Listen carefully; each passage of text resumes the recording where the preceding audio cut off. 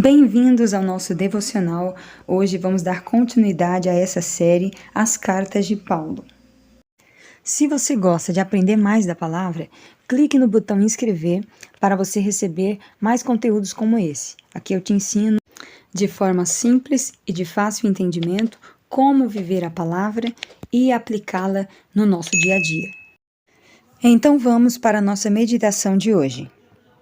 É a primeira carta de Paulo a Timóteo. Foi escrita mais ou menos no ano 64 d.C. e é enviada de Roma ou da Macedônia, talvez Filipos, provavelmente pouco antes do último encarceramento de Paulo em Roma. A primeira carta de Paulo a Timóteo é tanto um documento pessoal, como também um manual de administração e disciplina da igreja.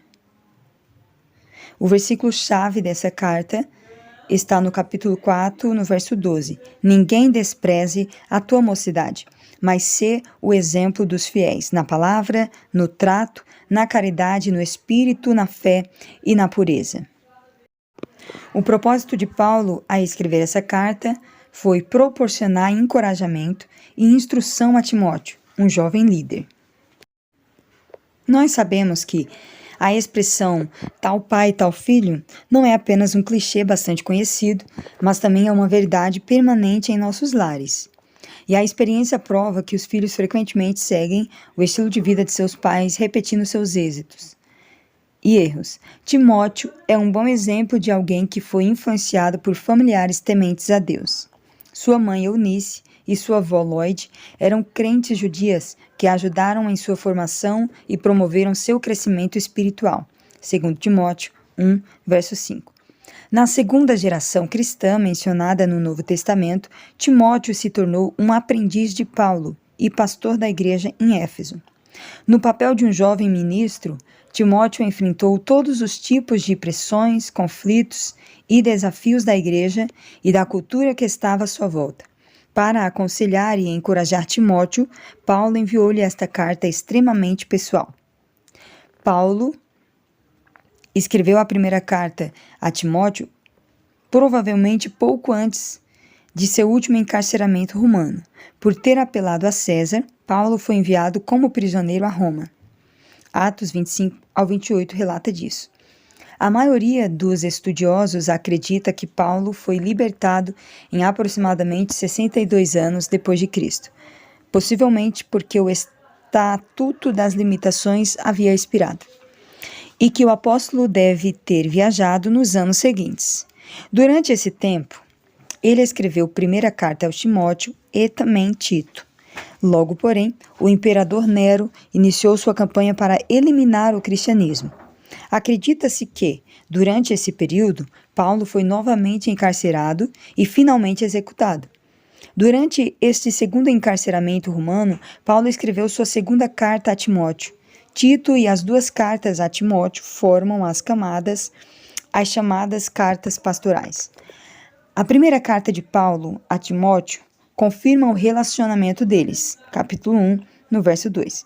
Paulo inicia seu conselho paternal, advertindo Timóteo a respeito dos falsos mestres e exortando-o a se apoiar em sua fé em Cristo. A seguir, Paulo examina a adoração pública, enfatizando a importância da oração e da ordem nas reuniões da igreja. Isto leva uma abordagem acerca das qualificações dos líderes da igreja, presbíteros e diáconos.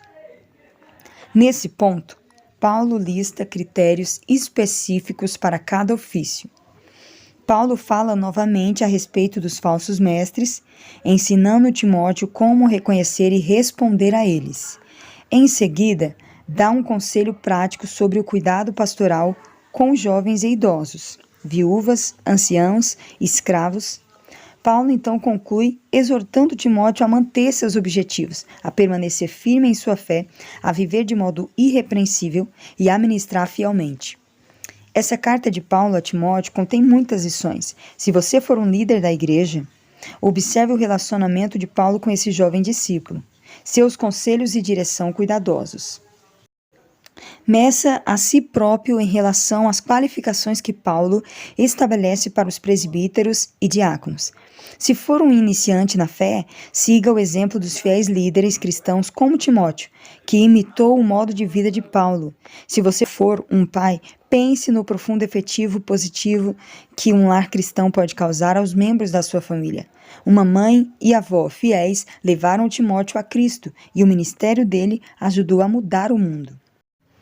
Então, que você seja um exemplo aonde você estiver, na sua família, para os seus filhos ou para os seus alunos, se você for professor, que você seja um exemplo, que as pessoas possam olhar para você e desejar te imitar, copiar as suas ações para impactar outras pessoas também. Deus quer usar você para modular outras pessoas, para honrar o nome dele nessa terra.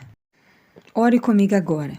Pai, me ajuda a melhorar a cada dia, para assim eu me tornar exemplo para aqueles que ainda não conhecem o Senhor, mas que possam ver as boas obras em mim e queiram buscar a tua face e te servir com sinceridade. Em nome de Jesus, amém.